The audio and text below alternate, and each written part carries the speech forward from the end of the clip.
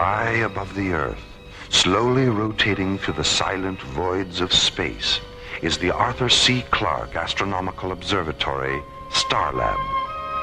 Here, the International Space Authority, ISA, watches over an eternity of uncharted galaxies and the countless planets orbiting within their starlit borders. For 6 days and nights, 2 drone laboratory pods, the Osiris and the Anubis, have been floating in a safety orbit 1,500 kilometers beyond Starlab.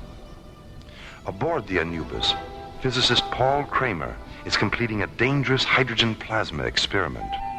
200 meters away aboard the Osiris, Starlab Research Director Maura Cassidy is monitoring the experiment's data and relaying it to the Mycroft computer aboard Starlab. It is July 19th, 2026, 0815 Universal Interstellar Time, as this week's adventure, The Keeper of 8, takes us from the routine of a deep space laboratory experiment into the mysterious light and shadow of alien worlds.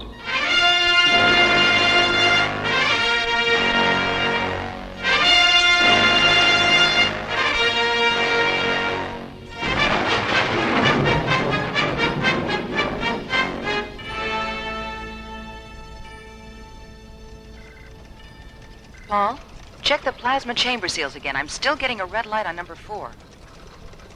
I read 000 across the board, Maura. There must be an indicator malfunction on your end. Let's cross-check it. Osiris to Starlab. You there, Valerie? Valerie? Oh, Dr. Reed, good morning. Oh, sorry, Maura. You caught me with a mouthful of toast.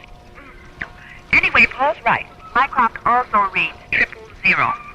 Oh, you mean I've got a short circuit? Oh, how embarrassing. Well, do you think you could stop blushing long enough to spacewalk on over here? Just as soon as I get my helmet on. Why, what's the problem? The valence analyzer I brought up from Terra was a gift from the Institute, and I sure don't want to leave it behind. Maura, I'm going to need your help taking it apart so we can get through the airlock. Okay, shoot the umbilical over and I'll show you why I almost ran away with the circus to be a tightrope walker. Here it comes. Umbilical secure. I'm on my way.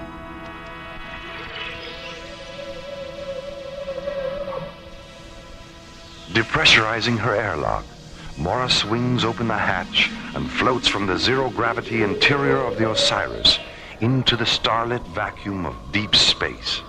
Her tinted glass helmet and metallic yellow pressure suit glittering in the clean white light of the sun. Paul, can you see me? I sure can. Loud and clear. What's so funny? You're upside down. Wait a minute.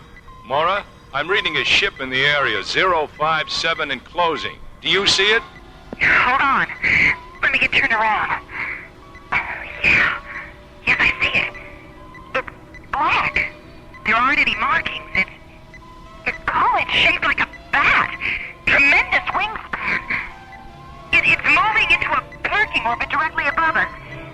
Something's coiling out of one of those nose vents. Looks like a metallic black snake. Oh, it's moving toward!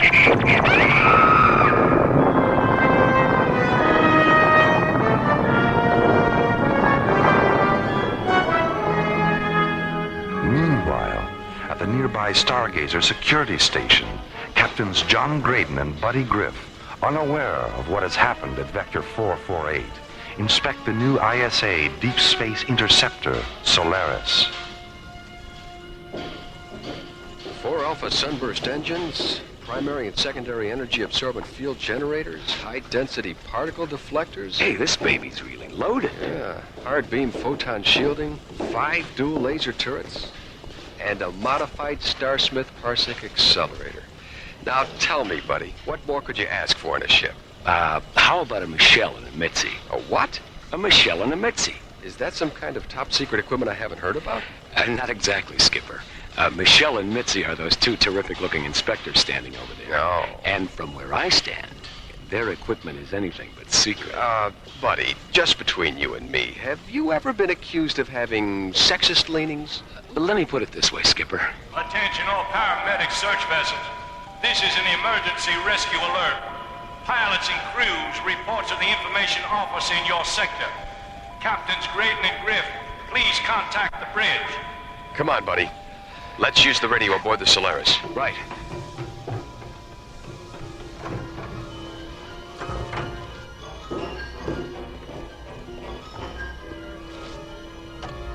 Solaris to bridge, this is Captain Graydon. I have some bad news, John. The Anubis laboratory pod exploded 5 minutes ago. Dr. Kramer was inside. Exploded? Dr. Kramer. What about the Osiris? What about Dr. Cassidy? Is she all right? We don't know, John. She was EVA when the Anubis blew up. Well, for God's sake, what happened? We don't know that either, buddy. They finished their experiment, and Starlab was about to launch a shuttle to pick them up when an unidentified ship came into the area. 30 seconds later, the Anubis exploded. All right, feed the coordinates into the Solaris onboard computer. We're going out there.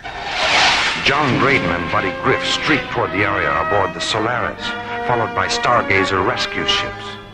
Meanwhile, the mysterious Batwing alien vessel moves into a parking orbit behind the moon.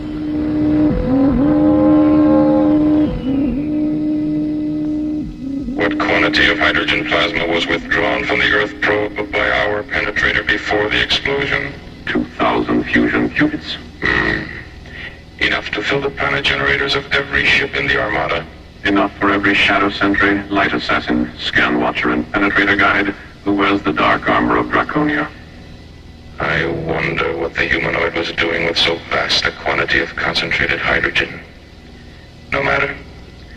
Mask, convey my compliments to the scan watcher who detected the pod, and to the penetrator guide who withdrew the hydrogen with such unusual skill. I accept your thanks on their behalf, my lord.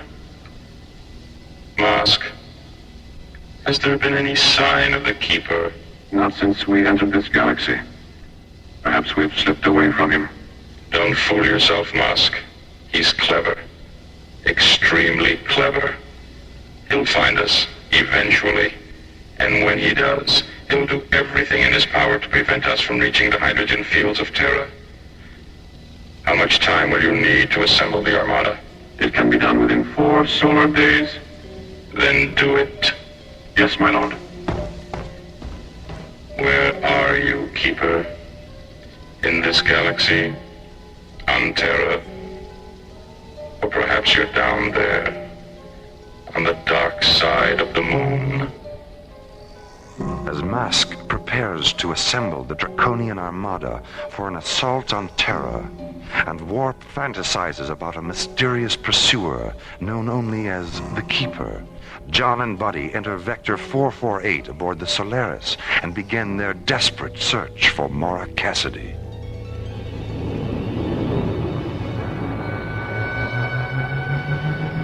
Buddy, what's that on screen 6? Take it easy, Skipper. Let's magnify it and have a look.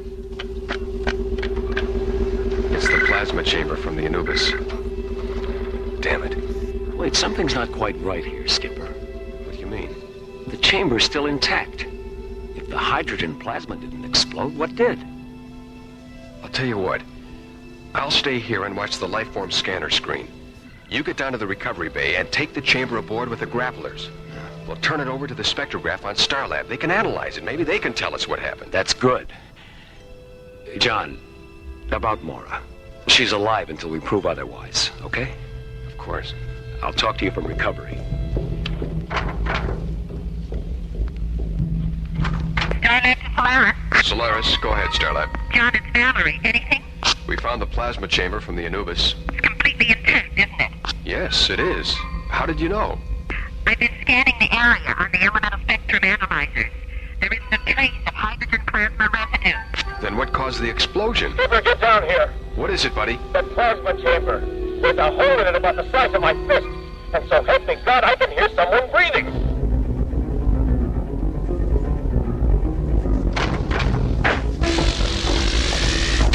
Buddy, Skipper. Skipper, grab that other pulse wrench off the wall. We've got to get this thing open. Where's the hole? There, on the other side. Listen.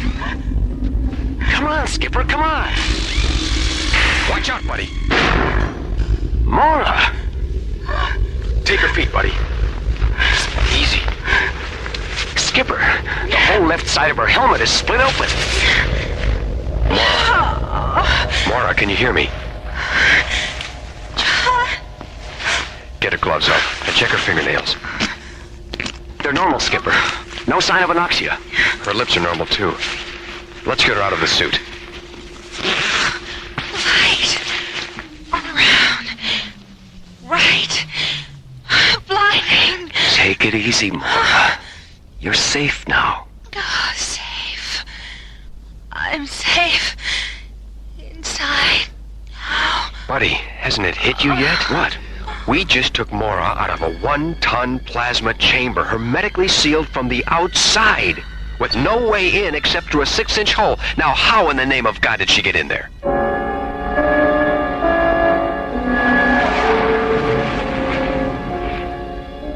I don't know. And Maura doesn't know either. She keeps talking about how some kind of vampire ship came up on them and did something to the Anubis that made it explode. Then there was a brilliant white light all around her, and that's all she remembers. You're sure she's all right? Positive. The body scan John did on her in the medical chamber showed that everything was perfectly normal.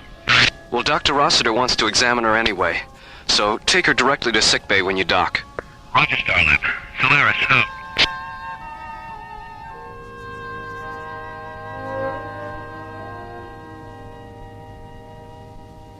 I know what Dr. Rossiter said, Maura, but I think you should take it easy for a day or two. John, I feel fine. You better get some rope, Skip. Looks like we're gonna have to tie her down. Hi, Maura. How you feeling? Oh, Valerie, am I ever glad to see you. What have you got there, Valerie? Your report. I'd like to go over it with you. Come on, buddy. We've got work to do. We'll be down in Docking Bay 4 if you need us, Maura. All right, see you later.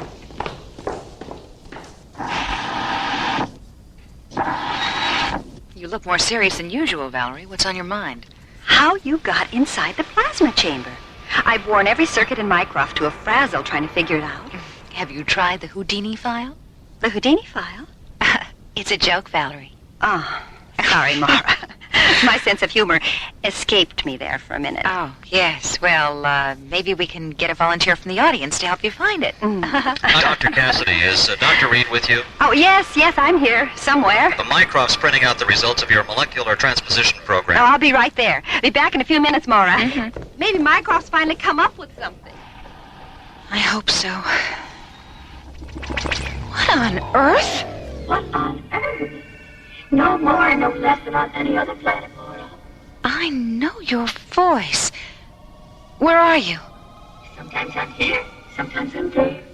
I'm here, there, and everywhere. Who are you? My father was infinity. My mother was the light. I am Echo, the keeper of ages. Translucent fragments of cool white light materialize in Maura's quarters and slowly puzzle together to form a calm, shimmering pool of ethereal radiance, free-floating in the center of the room. Maura suddenly finds herself in the presence of Echo, the Keeper of Eight, a free energy being who has suddenly manifested in the form of a radiant pool of floating light. I am the last of an ancient race of Star Watchers, a refugee from a parallel universe, destroyed in the subvoid annihilations that created the star system. A parallel universe? You mean there used to be more than one? There still are, Maura. Hundreds of them, beyond the time-space continuum of this one. What are they like? You know that as well as I do. I don't understand. You dream, don't you? Yes, I dream. And when you do, you pass from the illusion of one universe into the illusion of another, and then another, and then another. Each is a reflection of the other, endlessly echoing through the antediluvian corridors of infinity. What happened during the explosion? Molecular dematerialization of what might have been the moment of your death. While their numbers were still disintegrating, I transformed you into pure energy and rematerialized you inside the plasma chamber. If I hadn't, you would have been killed by the shrapnel debris of the exploding pod. But my helmet was split open. It was struck by a pod fragment an instant before I dematerialized you. I sealed it with thought until the chamber was taken aboard the Solaris. You're lucky I happened to be in the neighborhood. Yes, lucky. I don't know what to say. Thank you, Echo. Oh, God, thank you. The vampire ship that killed Dr. Kramer is part of an armada from the draconian system. They're preparing for an assault on the hydrogen fields of Terra. Hydrogen fields?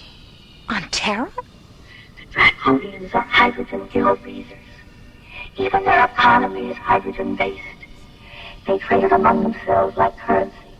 But, like any system that bases its economy on a single element, there are power struggles, greed, waste. The hydrogen vaults of Draconia are nearly empty, and a civil war is raging throughout their system for control of what remains. They need vast amounts of hydrogen to restabilize themselves, and they intend to take it from the Earth's oceans. Then Paul's death was an accident, wasn't it? Yes.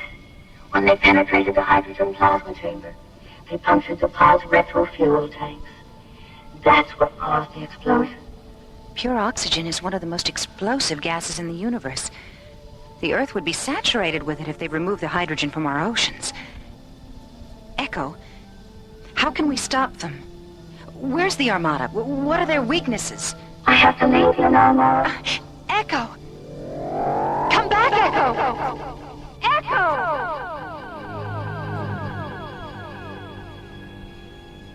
Echo? He called himself Echo? Are you absolutely certain you weren't having some kind of delayed stress reaction? John, you know me better than that, and I know me better than that. I believe you, Maura. I just wanted to be sure that you believed you. It all fits, Skipper. The problem now is how to deal with the draconians. We don't even know where they are. I don't think that draconian ship is very far away. Oh, Valerie, I forgot you were listening. Why? What makes you say that? The element scanners are reading a first magnitude concentration of hydrogen somewhere behind the moon. That might be it. Well, there's only one way to find out. Maura, do you feel up to a little ride in the Solaris? I certainly do. I'll meet you in the launch bay after I talk to Commissioner White. Hey, what about me? I don't know, Valerie. It could be dangerous. Danger is my middle name. Oh, I thought Daphne was your middle name. Oh, Maura. Okay, you can come along. Meet me in the communications center. Maura, is her middle name really Daphne? I was just kidding, buddy. Her middle name really is Danger.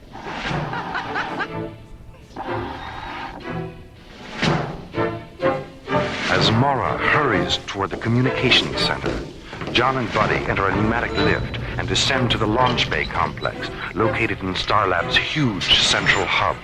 Meanwhile, 250,000 miles away, the draconian vampire ship continues to drift in a parking orbit 1,000 kilometers above the dark side of the moon.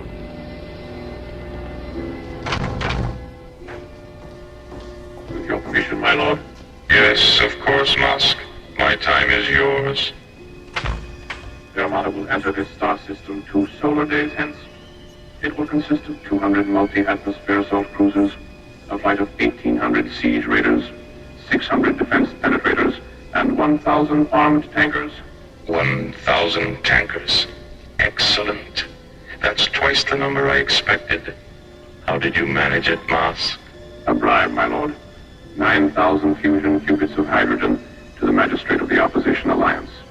Economic seduction. Still the broadest and most effective avenue to conquest, especially during a civil war.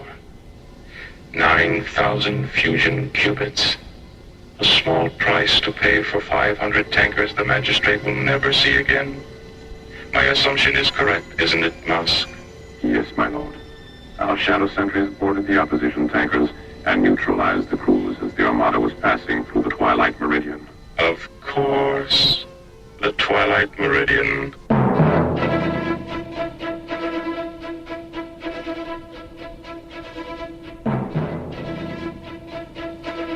Are you two strapped in back there? Anytime you're ready, John. All set. Okay, buddy, let's do it. Synchronize all computer functions. We have a positive decoder interlock on all data terminals. Manual launch functions are canceled. Real-time status is 20 seconds to ignition and counting. Buddy, you know we don't know what the draconians are going to do when they see us. So as soon as we get a fix on their ship, lock in our photon shielding and energy-absorbent field generators, and activate all laser turrets. Okay, Skipper. Come on, Solaris. Let's go!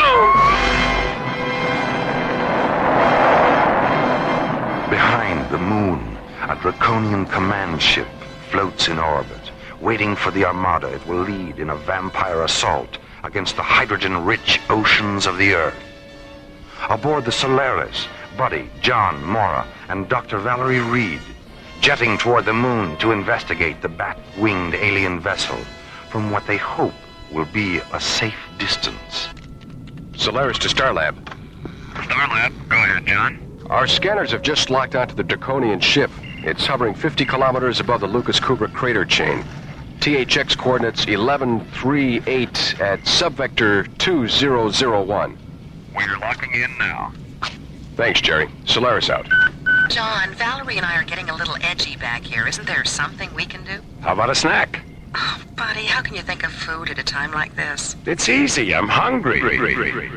Skipper, is there an echo in here? There is now, Maura? Incredible. What is it, buddy? Would you believe a mysterious pool of talking light? Echo? Hello, Maura. Hello, Valerie. We'll be there in a flash. You certainly will. Maura! Valerie! Oh, Echo, that was fantastic. Wow, what a rush. I'm glad you enjoyed it. Echo, how do you get people from one place to another so fast? Maura, darling. She's been through the process before. Echo, I'm beginning to feel a little strange. So am I. Me too. What's going on? You're all about to enter a metamorphic coma. And when you return to consciousness, you'll discover that in addition to being oxygen breathers, you'll be right at home in a hydrogen environment as well. Ooh. But why? You'll see. Pleasant dreams.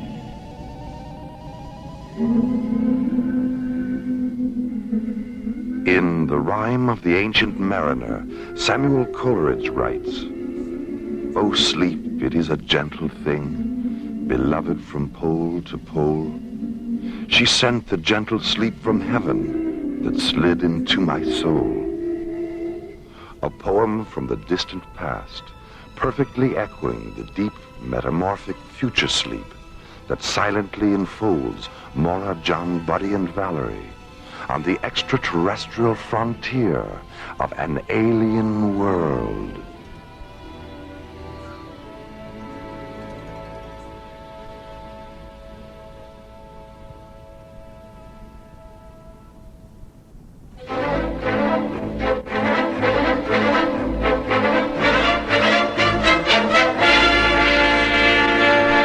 Alien Worlds continues.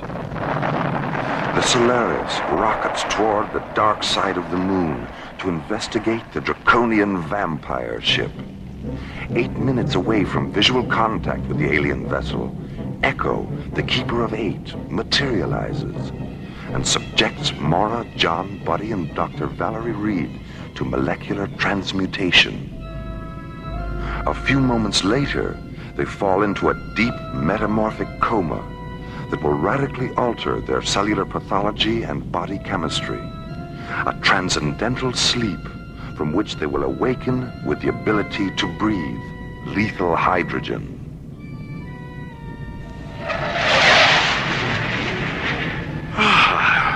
What year is it? It's still 2026, buddy. How do you feel? Well, that's the best news I've ever had. Echo, why have you made it possible for us to breathe hydrogen? So you can survive aboard the draconian vampire ship. Oh, yeah? And me without my wooden stake. And me without my Christopher Lee outfit. Echo, what do you want us to do? The very thing you all want to do. Go aboard their vessel and meet them face to face. Well, that sounds very dangerous. The draconians had planned to withdraw all the hydrogen from the oceans of Earth.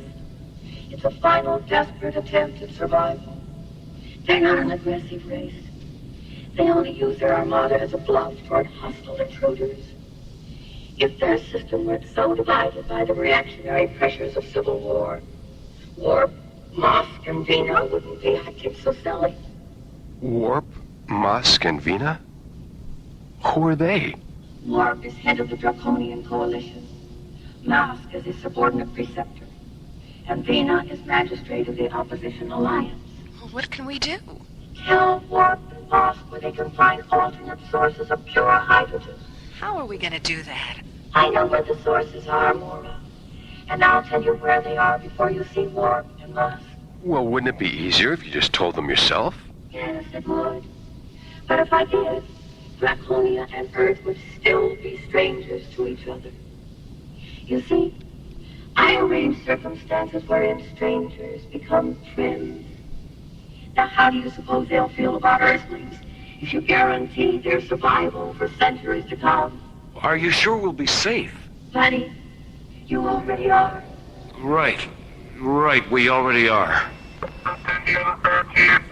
You're intruding into a draconian defense perimeter. I believe there's a call for you, John. Yeah.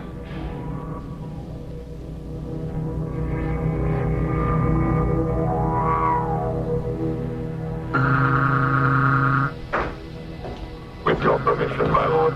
My time is yours, Musk. The Earth vessel is holding its position. Is it a fighting ship? Yes, my lord. 5 binary laser turrets and an ancillary system of particle beam injectors. Then our destruction is a certainty. The Earthlings don't wish to engage us, my lord. They've asked permission to come aboard. For what reason? They claim to have information that will ensure the survival of Draconia. Without going to war?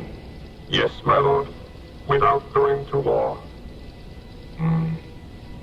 What is your opinion, Musk? They know why we're here. They even know our names. Those 2 facts alone lead me to believe they've had a visitation from the Keeper. The Keeper wasn't always our enemy, Musk. Yes, my lord. Chaos. Desperation. Oh, this terrible civil war. We've gained more than we've lost, my lord. Yes, but our methods. Why were we so blind and arrogant, Musk? We should have begun our search for alternate sources of hydrogen half a century ago. Yes, we should have listened to the Keeper then. Perhaps the Earthlings are giving us one final chance to listen now. Have them come aboard, Musk. Yes, my lord.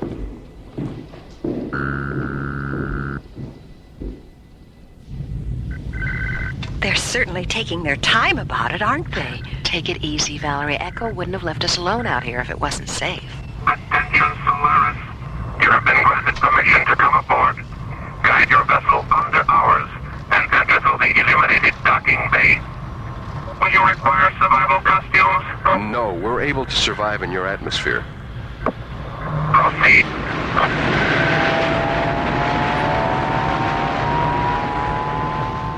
Firing the inertia rockets of the Solaris, John slowly guides the sleek white interceptor under the huge black draconian ship and enters a docking bay illuminated with diffused violet light. As the shadow sentries stand silent, Maura, Buddy, John, and Valerie move into the airlock of the Solaris. Warp, head of the Draconian Coalition regime, has decided to reconsider his attack on Earth's hydrogen-rich oceans. A decision based on a mysterious series of star charts Maura has given him. Forgive my skepticism, Maura. Are you absolutely certain these star charts are accurate? I'm positive, Warp. Well, we'll know soon enough. I didn't realize there were so many sources of hydrogen within our own galaxy. This planet here, it's uninhabited. Its atmosphere is hydrogen pure, and it's only a fractional light year away from Draconia. With your permission, my lord. Yes, Blur. What is it? I've just received a report from our equatorial observatory. The 3 planets are there, just as the star charts indicate. Thank you, Blur. Why didn't we notice them before? Well, to be perfectly honest, Warp, they weren't there before. You confuse me. The Keeper of 8. So, the creation of these planets is his work. He didn't create them, Warp. They already existed. He simply, borrowed them from the Terrellian system. With your permission, my lord. Come in, Master. Contact the Armada.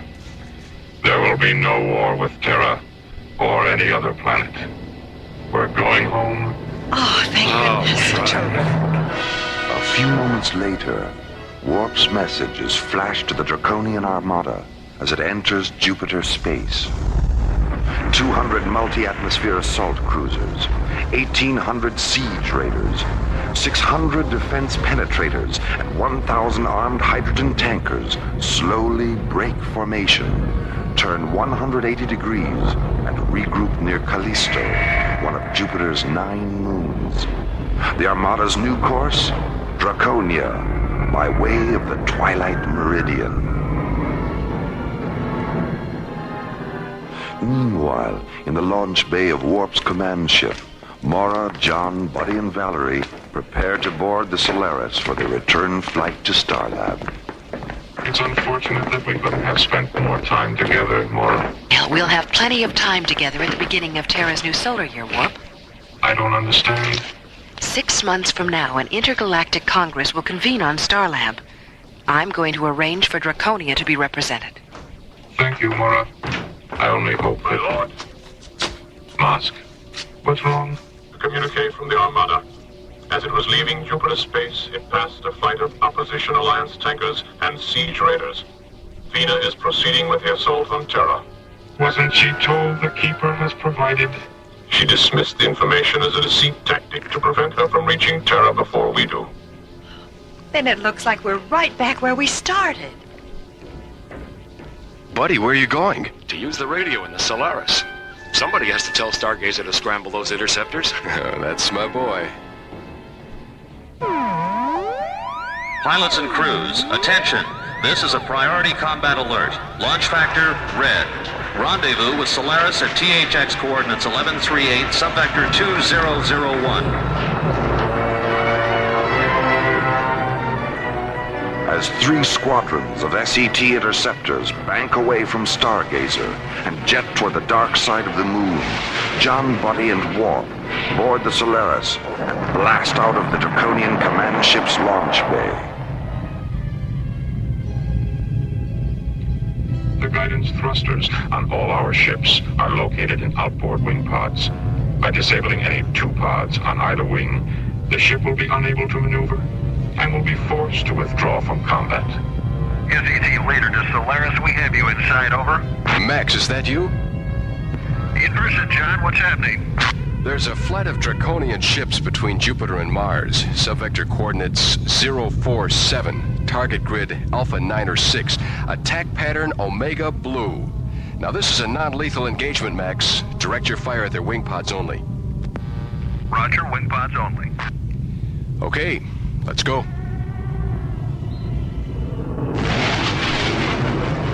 There they are, Skipper. John, before you commence the attack, I'd like to try to reason with Vina. Open a close proximity channel, buddy. Okay, Warp. Go ahead. Vina, can you hear me? I hear you, Warp. The Keeper has placed infinite sources of hydrogen in our galaxy. You need me before, Warp. Vina, this is Captain John Graydon, commander of Earth ship Solaris. Warp is telling you the truth. Have you formed an alliance with Warp, Captain? Not just with Warp, with all Draconians. Warp doesn't represent all Draconians. I'm leading my ships to Terra. Solaris to SCT leader, over. Go ahead, Solaris. Take Blue Squadron in over the tankers. Will do, John. Skip, we got a bogey at 2 o'clock. Yellow Squadron, circle the perimeter of the tanker formation and watch for targets of opportunity. Roger. Red Squadron, behind us, 2 by 2. Roger. Remember, wing pods only. Let's go.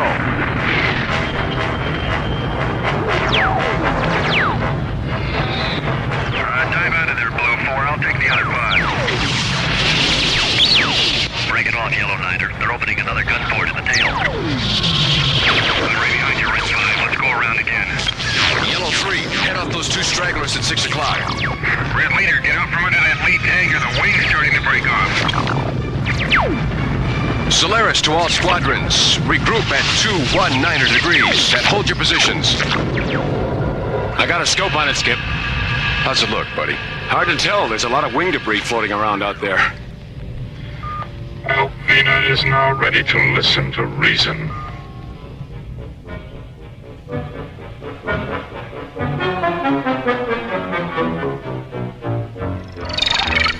Vox, have you a casualty report?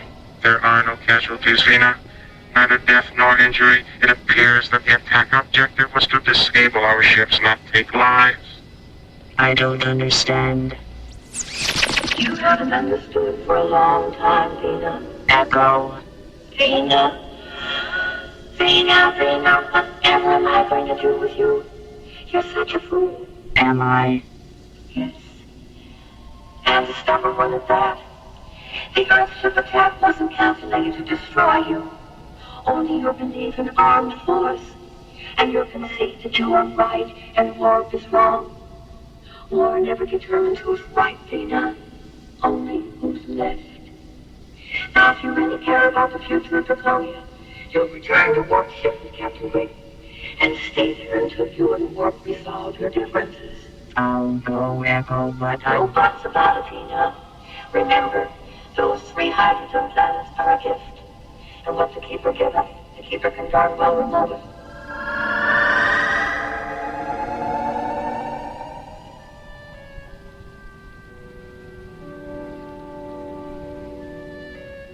You mean you've been trying to get these 2 together for 50 years? That's right, Maura. Half a century ago, I proved to Warp that Draconia's hydrogen would be totally depleted within 35 solar years. He said that was more than enough time to find alternate hydrogen sources, and went on about his business. Then I told Nina, who finally made it known to the entire planet. But she turned around and used it as a political issue to agitate against war. How many times over the past 50 years have you tried to bring them together? I lost count, which for me isn't easy. I finally left them alone to learn their lessons the hard way. But when they decided to extend their foolishness to Terra, I came out of retirement. I'm glad it's over, Echo. yes, thank you for returning us to ourselves. Echo, there's something I've been meaning to ask you. Why are you called the Keeper of 8? Why, buddy, don't you know what you get when you lay the figure 8 on its side? Infinity. The symbol for infinity.